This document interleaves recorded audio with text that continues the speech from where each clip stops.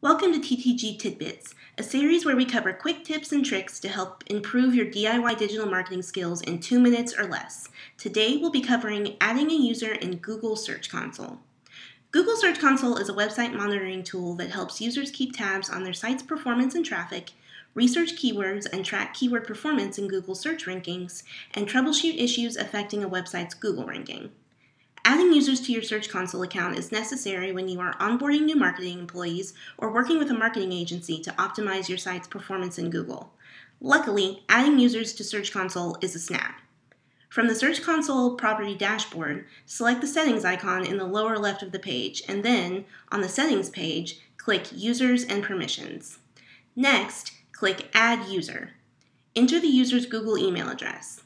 It's important to note that the user must have a Google account with an associated Gmail to be added to Search Console. Choose the level of permissions, or role, you would like your new user to have.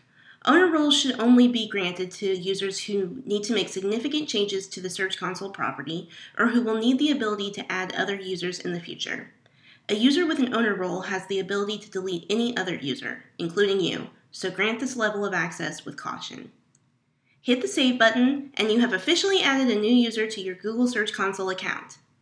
Thanks for watching, and be sure to like this video and subscribe to our channel for more tidbits in the future. If you have any questions, be sure to leave them in the comment section below.